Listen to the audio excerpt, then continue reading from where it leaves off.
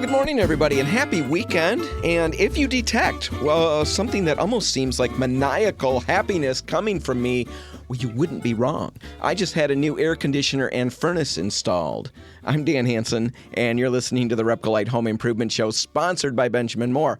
And while I'm not excited, not at all, to spend all that money, I've got to say it's great not to have to peel myself out of my chair anymore. The sweating, the humidity in the house, the dogs panting nonstop, the smells that came about, all of that is in the past. No stinks, cool air, and blessed relief. Until they shut off the electricity because, I had to subsidize this furnace somehow. Not everybody's going to get their pound of flesh. There's just only so much flesh to go around. Anyway, right now I'm king of the world, and I've got a doozy of a show for you this week. This past Tuesday, I spent some time opening some painted shut windows, and I'd put the project off, but it was time to do it, and you know what? It went way better than I expected. I'm going to walk you through some tricks that I picked up along the way, and if you've got painted shut windows, by this afternoon, they're going to be open. I'm also going to be talking about a crazy cool product that we recently picked up at RepcoLite. It's Romabio Limewash, and if you've ever seen beautiful brick houses in your neighborhood, that almost have an old world look to the brick, well, chances are it's Limewash that you're seeing. It's a great DIY project, and we're going to get into that next. But right now, let's talk gardening. And yeah, I'm out of my depth when it comes to gardening, as you're soon going to see. But even people like me can learn things and then pass them along. Anyway, here's the deal. A couple of weeks ago, I was Mr. Outdoors. We planted a raised garden bed. I planted a ton of annuals and flower boxes around the house. I even hung up a flowery basket. Anyway, I was taking in all of my hard work later that night, and I noticed a bunch of weeds, all around the area where the little garden was. I decided then and there, they've got to go. So I looked them all over, and that one little phrase that we probably all know played through my mind. Leaves of three, let them be. Right? You know that phrase. It's a mantra that we use to protect ourselves from poison ivy. Well, that phrase ran through my mind, and, here's the thing.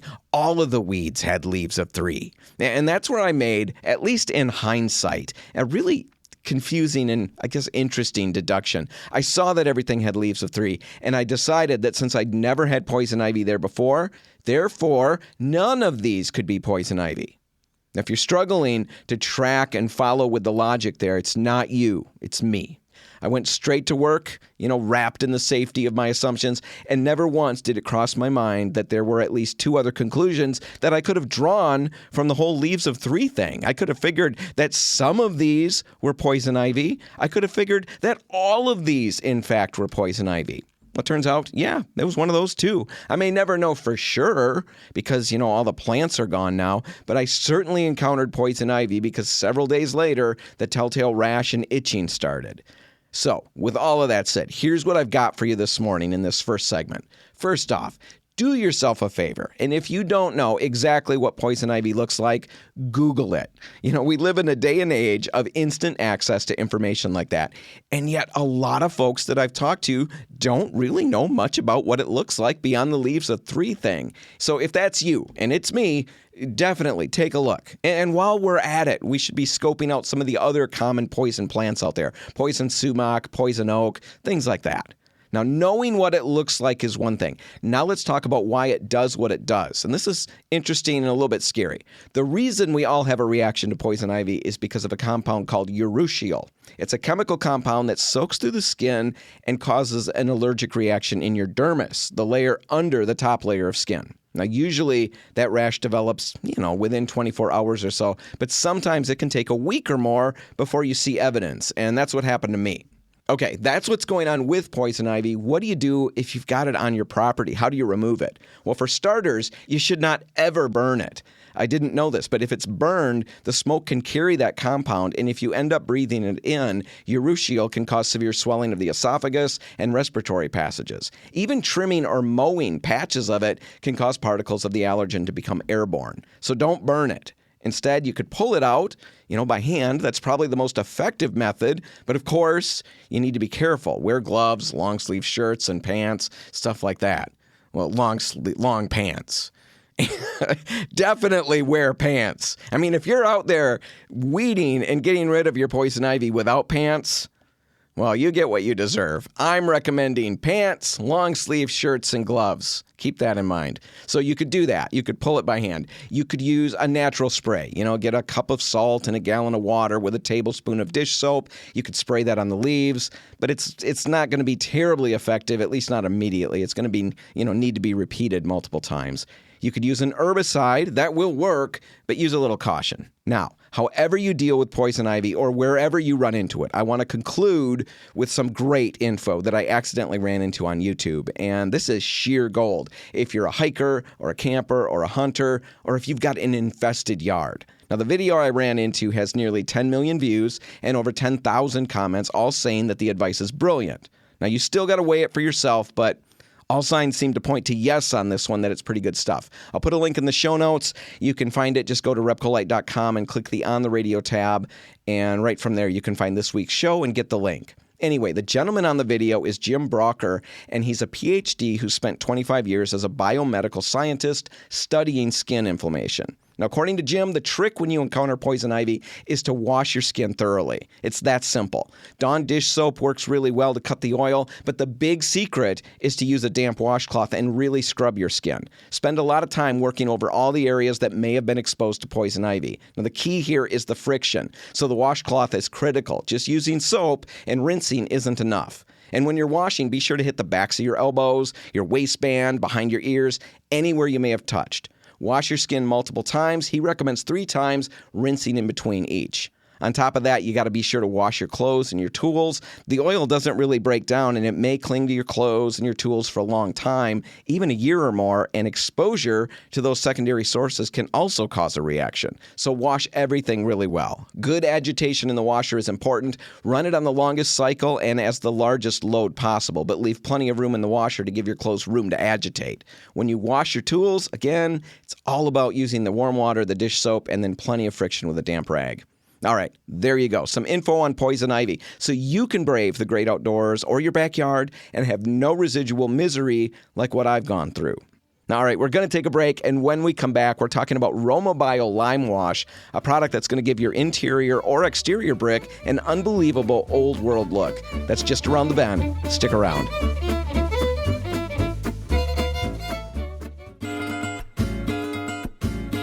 And we're back. You're listening to the RepcoLite Home Improvement Show, sponsored by Benjamin Moore. And right now, I'm really excited to be joined by Matt Hocutt, GM North America from Romabio. Matt, thanks for being here. Dan, thanks for having me. We're excited to be a part of your show. Now, I'm betting that most of you listening have seen brick houses in your neighborhood or on your commute to wherever life takes you. You've seen brick houses that just have this look about them, kind of an old world look. The brick has almost a whitewashed look to it. You can see some of the bricks through it better than others. It just has this faded, old world look about it. That's all I can think to call it. It's beautiful. Well, one of the best ways to achieve that exact look is using Romabio products. Now, we've stocked these in our Eastside stores for a while now, and we recently added them to a couple of our West Michigan locations, the Lakewood Boulevard location in Holland and the Fulton Street location in Grand Rapids. Now, these are really interesting products with a great look and a great story. But Matt, before we get into a big discussion about a couple of the products and then some of the application how-tos, why don't you introduce yourself and Romabio to our listeners? Yeah, thank you. So Matt Hocutt, the GM North America for Romabio. I've been around the business for about 6 years now, getting indoctrinated in the world of paints and coatings. Sure. It's been fun. Romabio itself has been around for about 15 years in the home improvement segment. Most people know us for our anchor item, a Limewash, which is a really cool product. But we are excited to make healthy paints, zero VOC, clean products, no chemicals, and innovative in a world of clean technology. That's where we like to focus. Well, you got a lot of really cool stuff, and let's just get into it. Let's get to a couple of those products. And I know you've got a lot of offerings, and we're going to hit on some of those briefly at the end. But right now, let's really just take a closer look at the Classico Limewash and your Masonry Flat Mineral Paint. And what I'm hoping is we'll get to the application questions, the how-tos, and all of that later. Right now, let's just get an overview on these two unique products. And I guess let's just start with Limewash. what is the look that you can achieve? We're on radio here, so not everybody, a lot of people probably are aware of a lime wash. It's very, very popular, but give people an idea what it looks like and what you can do with this product. So the Classico lime wash it's a beautiful, timeless look. I guess the important thing to note is we source this product from just outside of Venice, Italy. So when you talk about you're bringing a piece of Italy and putting it on your home here, it's true because you're taking lime that is slaked off the Dolomite Mountains in Italy. We harvest it from the riverbeds. We cook that product, we slake that lime and turn it into a paste that the applicators or the homeowner can take and create a masterpiece on their home. It's a unique product, meaning you can add it on there as a solid coating. You can add more water to it to give a more transparent look, and you can distress it to look like 1,000-year-old home, or it can look like a brand new home. So super versatile, super unique, and healthy for the home because it's breathable. It's going to let your brick breathe, which in your part of the world is extremely important. So yeah, we should explain it's for brick, for masonry, for stone surfaces like that, the lime wash. All the above. That's correct. Yep. And like you said, it allows everything to breathe through it. Actually, the way it works, and we'll get to some of that later, but it becomes one with that brick, with that rock, or whatever the stone that's on the surface, right? There's no coating to peel off down the road. That's right. You're essentially taking a rock and making it part of your brick. That's a great way to put it. Yep. All right. So that's the lime wash. You can see through it. You can do a lot of different things. Different opacities that you can work towards, right? Yep. All right. True. So how about the masonry flat? It's a similar, or is it not similar at all? It's similar in terms of being a mineral coating, which again is the world we live in. Is mineral coatings. The beauty of both products is they're both permeable. They're both clean technology. With the Classico, you've got a lime-based product. With the masonry flats, you've got a potassium silicate product. The difference is going to be the masonry flat has a 20-year warranty. It's in similarity to the lime wash where you're putting a piece of rock on a piece of brick, stone, etc. But the masonry flat is durable. Yeah, that's if you want a solid two-coat system that's going to be there. We give a 20-year warranty with that product. That's where you're going to go is the masonry flat. If you want something more unique, differentiating in different terms of textures and looks, the lime wash would be there. But that masonry flat that's the workhorse, the long haul product. Very, very flat sheen. It doesn't look like a reflective piece at all. It's very flat, very natural. Okay. All right. So that differentiates it from the lime wash, which you can actually see through, different opacities available. This is one opacity and it's solid, right? Correct. Yep. And when you get into the coating part of it, it's two coats versus one. Lime wash is meant to be diluted and played with to figure out the right coating. Masonry flat is meant to first coat's going to kind of soak in, second coat's going to be a solid coverage. Okay. I am talking with Matt Hocutt, General Manager North America from Romabio, and talking about some of these products that RepcoLite's got on the shelves now, talking about lime wash, your Classico lime wash, and your masonry flat mineral paint. What kind of applications? We kind of hit some of that, but give people an idea where they might see these used, where they might want to use them themselves. So exterior, anything masonry, even for the masonry flat, even hardy siding. Interior, you can go on a hearth, fireplace. Brick accent walls is a really big thing right now in the home. So using the lime wash or the lime wash to distress it, look antique, the masonry to be a solid coating to whatever color that RepcoLite can tint that product to for the homeowner.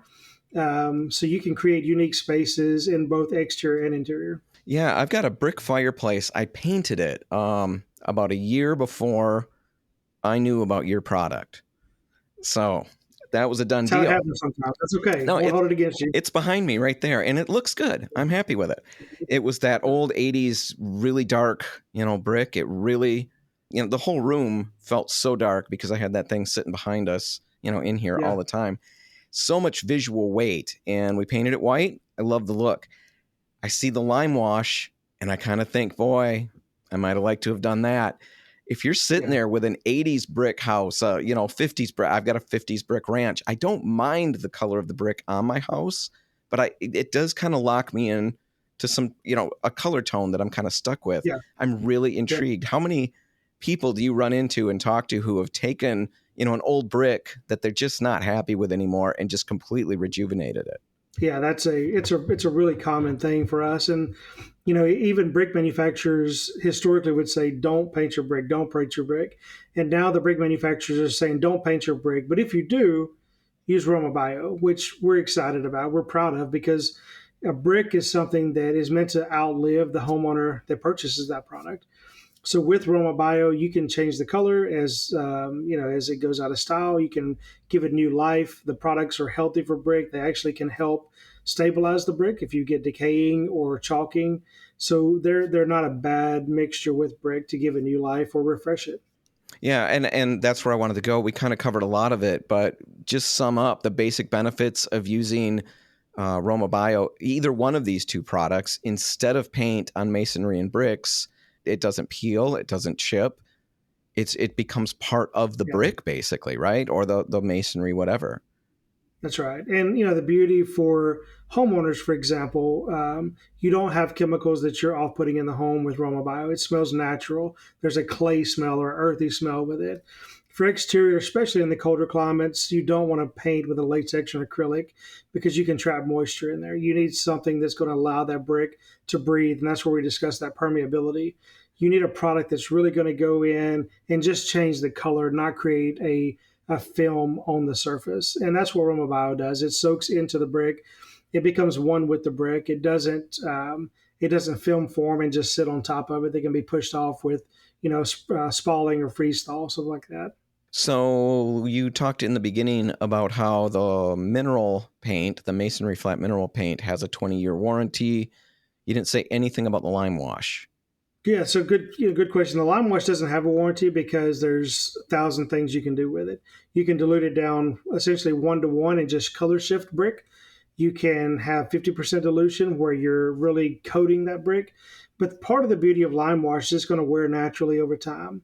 So places it's going to wear for you to be aware of: exposed chimneys, window ledges, places like if you took a lime rock and set it outside and let water drip on it, it's going to indent because lime is soft. It goes away with erosion.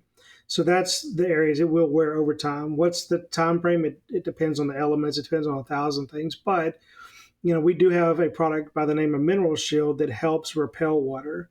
So again, up in the northern climates, when you lime wash a home, the first 3 feet we suggest coating with Mineral Shield because you've got salt spray, you've got snow buildup, you've got elements that you won't have in different climates that can change it. And the Mineral Shield will keep water from soaking in, but it actually still allows it to breathe. So it's another healthy product that prolongs the life of lime wash while still allowing the brick to be permeable and breathe. All right. Where are you located, Matt? I live in Tennessee, the great state of Tennessee. So you don't get as much of the wonderful snow. I mean, you are missing out. You are missing Am I out. though? All right. So let's see here. I want to talk about some application. And I guess before we jump into that, one quick question. Maybe this is yes or no, and then we'll follow it up on the other side. Is this something a DIYer can apply themselves, or is this something that they need to get a professional to do? This is a really DIY friendly product. Both of them, the masonry paint and the classical lime wash. Yeah. All right. We're going to dig into that on the other side. I want to talk about application, what that looks like, run through some of those things, and then I'll ask every single question that pops into my mind. It's how I do things, and we'll see how you do with that. All right. I'm assuming, Matt, I didn't even ask you. Can you wait with me over the break? Absolutely. All right. You didn't have a choice at that point. I'd already moved us ahead past that anyway. All right. I'll be back in just a few minutes with Matt Hocutt from Roma Bio. Stick around. And we're back. You're listening to the RepcoLite Home Improvement Show, sponsored by Benjamin Moore. And right now, I'm continuing a conversation that I started in the last segment with Matt Hocutt, GM North America from Roma Bio. Matt, thanks for hanging with me over the break. Absolutely. Excited to be back. Now, we're talking about a number of different products, a couple ones specifically from Roma Bio that RepcoLite recently picked up. And one of them's a lime wash. You see it on bricks. It's got kind of an old world kind of a look to it, or you've got a lot of different things you can do with that on your home, and very, very popular look. And then there's also a masonry flat mineral paint. similar technology, right? It's a different material, but it bonds with the brick, with the masonry, with Correct. everything there, basically becomes one with it. And it's a better alternative for some of those surfaces than paint is by a long shot. Now, we ended the last segment. I am asking the question, is this a DIY friendly project, or is it something that you need a professional for? And Matt, you said this was absolutely a simple, easy, or a great DIY project. I'm not going to put words in your mouth. You said it was a great DIY project. Let's talk about that. What does the process look like? And let's just start with the prep. What does it look like? Yeah, so I guess I can preface the DIY with, if you've got a 2-story large home and something you don't like ladders, you may want to hire that out. But there's a ton of projects out there. You mentioned your fireplace. That's a great DIY weekend warrior fun project that you can get the whole family involved in, because kids can paint with it, right? Because it's a clean product. You don't have to worry about that. But so exterior wise, prep work, clean your brick. That's the biggest thing. Clean your surface, interior or exterior. Clean that surface well. How am I cleaning it? What am I doing to get it cleaned? For exterior, we recommend pressure washing. There's a lot of stuff in brick that you may not see until you paint it. Efflorescence, manganese staining. There's things when water hits brick, it can release minerals, and painting a brick can sometimes highlight things you would never see. So cleaning it well with just water. If you have stains, consult your local brick dealer to find out what they recommend to remove that stain. We can make suggestions, but we don't make the brick, so I'd prefer to go to the source for that. No, makes sense. But then the beautiful thing about the product, when you've cleaned it and pressure washed, you can start painting with either product immediately. You don't have to wait for 48 hours for it to completely dry out, because this product is soaking into the brick, and water acts as the fuel to do that. So lime wash. It's supposed to be wet when you apply it, right? Or damp, I should say. Yep, you want it damp, yeah. You don't want it dripping wet, but damp is perfectly fine, so because it will breathe and let the water escape. All right, so I go ahead and I get it washed with the power washer. Am I scrubbing it? I mean, I guess it depends on the situation. It does. Okay. It depends on how dirty, what kind of stains, if you had vines growing on there. Good cleaning generally is the best thing, but if you have other areas that you need to scrub or you need to clean well with some kind of chemicals, that's where you would consult your local brick dealer. Yeah. All right, so I get it washed. Oh, let me stop for a second and ask about the fireplace. You talked about the fireplace. Yeah. How am I washing that? I'm not going to power wash that because I'm not an idiot. Yeah, that could be a mess. Yeah. It could be problematic. Yeah. So with that bucket of water, some soap, some Dawn dish detergent, clean that, scrub it with a sponge or a stiff brush and clean that well. Okay. Wood burning fireplaces, that's a good question. Wood burning fireplaces, sometimes you can have stains on there that are really hard to get off, some soot stains. So those you really have to get some type of a chemical or put a type of a blocking primer on there that won't bleed through the paint.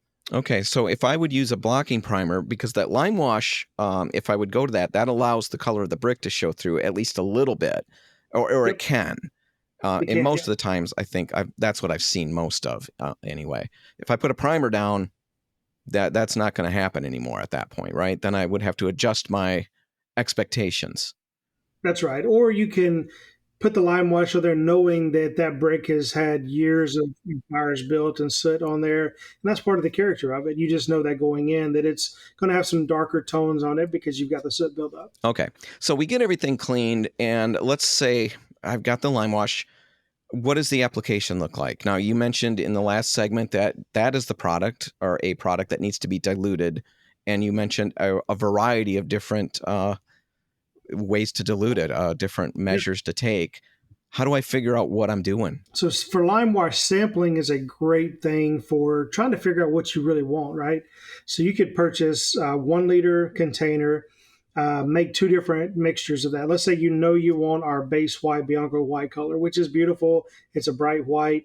You could take that in one bucket and dilute it 50% with water, and then the next bucket, dilute it 100% with water, and apply it to a 3x3 area on the home and take off some of those areas. Once it dries, you'll be able to see the difference in the 2 dilutions. As it dries, it'll lighten up, and that look will kind of lock in. Now, you've got about 24 hours that you can wash that off. You may need some pressure, depending on how absorbent the brick is, but doing the samples like that is a great way to get 2 different looks. Or if you're stuck, I want a creamy white versus a light white. Doing two samples like that, we'll see what your brick's going to look like with those Right, colors. because your brick is going to help. It's going to augment the color. It's going to help determine the color that you end up with because you're seeing some of that brick color through it. If I've got a really orangey clay brick, that terracotta color, that red brick color versus a brown, the same color over top is going to look different when it's all said and done. Completely different. That's right. So sampling, that's important. The really cool thing, like you said, you've got up to 24 hours or so to wash that off. You may need pressure to get it off and out, that's right. but it will come off. That's right. And if you know you're going to paint it anyway, just, you're good to go. Clean it off as best you can and paint over it. Perfect. So I get my color. Yep. Now I'm just brushing it on. I'm spraying it on. How do I get the product on? And then how do I distress it?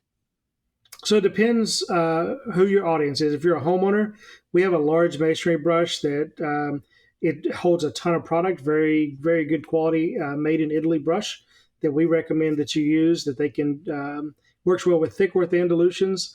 Side to side is what we recommend. You can start from top to bottom, bottom to top. Really doesn't matter as long as you find your groove. But so you've got the wall damp, you start applying it with the brush. What you'll see is the edges of that brick will start to dry and lighten up. That's when you know to either start distressing it or, hitting it with a hose pipe to remove some of that product and let it wash down for that natural look. For pros, they can. A lot of those guys spray it. They go out there and they've got professional spray rigs. They can go out and spray a house and work behind with a hose pipe to rinse it off and create a home, in much less time than a brush. But family loves to do it too, so either one of them work well. All right, so definitely doable from a homeowner's point of view. There are professionals out there. Now, you guys, there's a what do you guys call it? A connection, a professional connection, or we have a preferred pro program. On our website, we do two things. One, we educate the pro. We have a great YouTube channel that we send them to for trainings, etc. And then we have a where to find a pro. So the pros will go to our website, sign up to be a preferred pro. We'll vet them out. And homeowners likewise will go on there and say, hey, I want to paint my home and I'm looking for a pro in my market, and we'll connect the dots there too. All right. And you've got a lot of great video on the website. I was going to get to that later, but we're kind of there right now, and I want to get it before I forget it. A lot of great how-to videos, and I definitely recommend that you check these out because as I was starting to dig into this a little bit, I ran into a number of YouTube videos, just homeowners doing these projects on their own. And the very first couple that I found, as I dug into this further and consulted with you guys, I realized some of the info that they're conveying is wrong. I saw one, they were talking about doing a fireplace, and the person was explaining that, I've got 2 days to basically decide if I want to remove the lime wash or if I want to leave it on. And what I'm talking to you right now, you're saying if you let it go beyond 24 hours, around 24 hours, you can get it off, but you may need a power washer. Well, I'm not bringing a power washer into my living room. So you definitely got to move a little faster inside.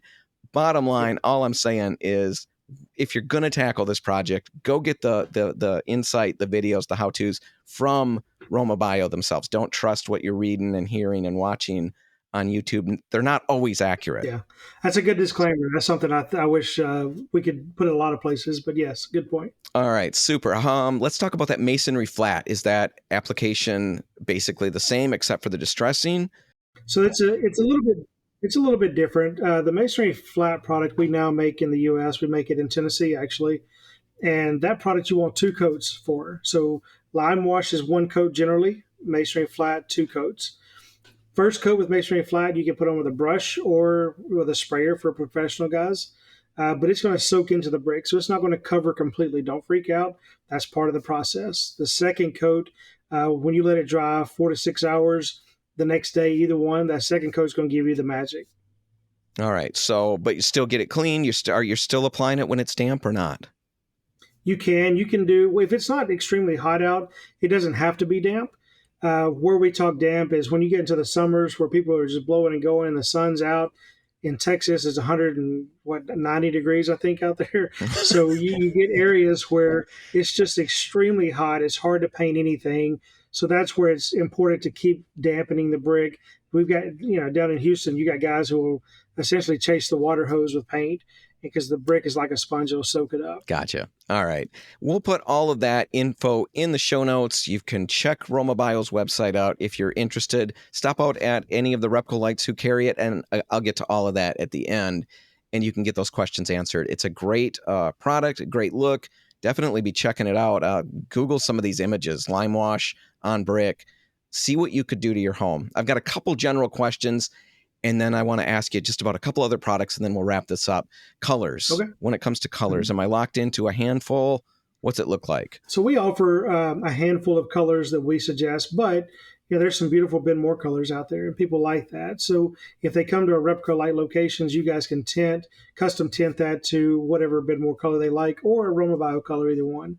All right. And you mentioned, what was that product, that sealer that you might want to put on the Limewash? The Mineral Shield. The Mineral Shield. Would that also be potentially used on the Masonry flat? It can help if you've got some challenging areas, meaning you got sprinkler heads hitting a wall consistently, right? Those are areas that can create challenges. Retaining walls, exposed chimneys that soak in water that doesn't have protection, areas like that you may want to use the Mineral Shield on. And is that going to change the look? Is that going to give me a little bit of a sheen or anything like that? Or is it still dead flat? Yeah, that's a good question. So I know I mentioned you can put it on the first 3 feet of a home to help protect against snow. Yeah. That's the beauty of this product. It's not a siloxane sealer, so there's no sheen to it. Essentially, you'll never see where it is. But when it rains or your wall gets wet, it'll beat up and run away versus soaking into the substrate. All right. Really interesting products, really great looks. You're not going to get the same exact look, without using something like this. You guys have a lot of different things. We only have just a little bit. Let's talk about one that it sounds so fun to say, lime slurry. What is that? Yeah. Where would you use it? Lime slurry is kind of like Limewash and Masonry Flat had a baby, and it's a really cool product. It's a heavily textured product, so if you wanted to make your interior fireplace look like a stucco fireplace or an old ancient fireplace, you wanted to pack your mortar joints, create some heavy texture, that's the product. It's a brushed on product. A lot of people use it exterior as well, but it's a fun product. You can see brush lines in. You can make it look like a gentle movement stucco product. How about Venetian glaze? Last thing. Venetian glaze is a really cool product. It can color shift stone. So if you've got a stone fireplace, if you've got stone exterior that's an old brown or yellow, that you want it white, you want it gray, or vice versa, this product can be used for that. Or on the interior for sheetrock drywall, it's like a Plaster 101 lime product. So you can put it on with a trowel and make a beautiful detailed plaster wall. Again, is this something DIYers can tackle, those kinds of products as well? Or is this more of a professional application? They could definitely tackle the color shifting of the stone because it's fairly simple, can be applied with a brush. The interior with a trowel depends on how determined they are. You need primer and 2 coats of product. You can have fun with a trowel, or you can hire it out. There's a lot of pros out there that do a great job with it. Well, and that's great because on the website, you guys can connect people to the contractors in their area. We've got contractors, again, who have done this for years and years. We've got a number of them, especially on the east side of the state where we've had this product for much longer. We've got the Technicolor stores that we purchased back in January a year ago. And yeah, they've got a number of contractors who are just regulars using it. So stop in, ask questions. It's an interesting product.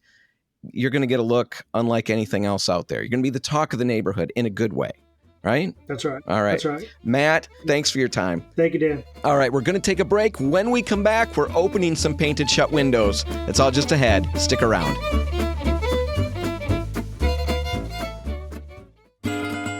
Well, if you've got an older home, there's a really good chance that you've got at least a few windows that seem to be painted shut for all eternity. But the good news is they're not. You can get them open. You just need patience and a few simple tools. You're listening to the RepcoLite Home Improvement Show, sponsored by Benjamin Moore. And yeah, I tackled this exact project this past week. I dreaded it, put it off, and yet when I jumped in, I found it went pretty smoothly, and best of all, the results were extremely satisfying, and I love nothing better than extremely satisfying results. Now, quickly, before we get into the project, I found some great how-to videos from the Craftsman blog, and I tossed them in the show notes. I definitely recommend checking those out if you're going to jump into this project. Just seeing the visual really seals the deal, so check those out. All right, let's talk tools. And happily, you really only need some basics here. You need a utility knife, a small crowbar, a couple of putty knives. Now, I'd recommend that one of them be a flexible blade, which just means that the blade is a lot thinner than standard putty knives. So get one of those and a standard putty knife, and then finally a hammer. And yeah, I'm not kidding. You're going to need the hammer. Now, once you've got all of that stuff, you're ready to go. And since most windows are going to be painted shut on both sides, the inside and the outside, you're going to have to free up both. Let's just start on the inside, though. And one thing to look at first, right off the bat, are the sash cords. They're basically ropes attached to one end of the sash, and then the other end of the rope is attached to a weight that's hidden in a pocket on either side of the window. The weights basically are there to help the window open, and they help it stay open when it is open. Now, the rope system may or may not be in working order. Don't worry about that so much. It's fixable. We'll talk about it on another episode someday, but you can still open these windows without that part working.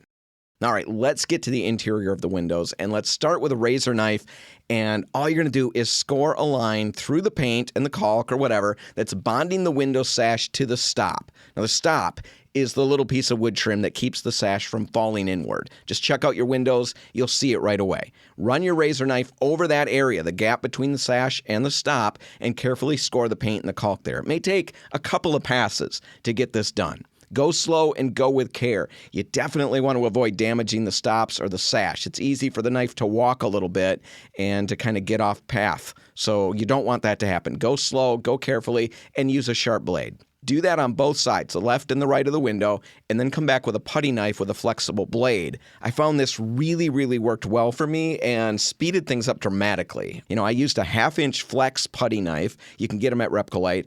And what I would do is I'd slide it into the gap, between the sash and the stop, and then I tried to slide it from the top of the sash all the way to the bottom. Where it stopped or hung up, I knew I had more paint. Deeper in, it had penetrated. Sometimes it went as far as a 1/4 inch or more. So I just kept working that putty knife to slice through all that remaining paint. Do that on one side, then move to the other. Again, still inside in the house at this point. Once you got that done, then you need to carefully score where the sash meets what most of us would call the windowsill, but which is actually called the stool. Just make sure that area is freed. And then finally, you need to approach the meeting rail. Now, the meeting rail is the area where your lock typically sits, where the bottom sash and the top sash meet.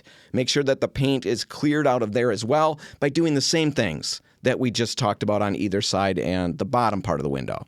Now, after you've got the inside freed up, you need to move outside of the house and do the same thing.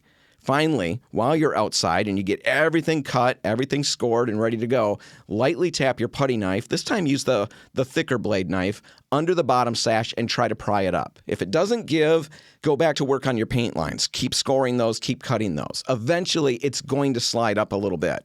Then once you've got that moving, get your little pry bar and then apply a little more pressure and raise the window. Now, at first, you're going to find that the window goes up pretty roughly. Open and close it a number of times, and it's going to get smoother and smoother. Now, before we wrap everything up, a few things to keep in mind on this project. If you don't have working sash ropes in place, be aware that the window can pretty easily slam closed. It's possible to crack your glass this way. So until you get sash ropes installed and working again, just use a little dowel rod or something to prop the window open and keep it from slamming shut. Another thing, instead of a utility knife, you could opt to use a sash saw. It's something that fits into the gap between the window sash and the stop, and it does a really nice job sawing through heavy paint or caulk. The third thing, be patient. It's probably the best advice I've got. It can seem frustrating at first, and honestly, it seems like you're getting nowhere right off the bat. And the tendency, at least for me, was to want to rush it, and start prying with a little more strength. I found that the best method was just to take it slow and keep working on the paint. Just keep going back to the paint. Be patient. Broken glass is absolutely nobody's friend. You don't want to deal with that. Finally, last thing. Carefully clean up all the dust that you created. In homes built prior to 1978, it's possible that lead-based paint was used. So vacuum up the dust with a vacuum with a HEPA filter, and then wet wipe everything down a couple times to make sure it's clean. And just like that, another episode is in the books. If you want to catch it again, you can find it online at RepcoLite.com or wherever you get your podcasts. Whatever you do today, make sure paint's a part of it. Have a great weekend, everybody, and I'll see you next week. I'm Dan Hansen. Thanks for listening.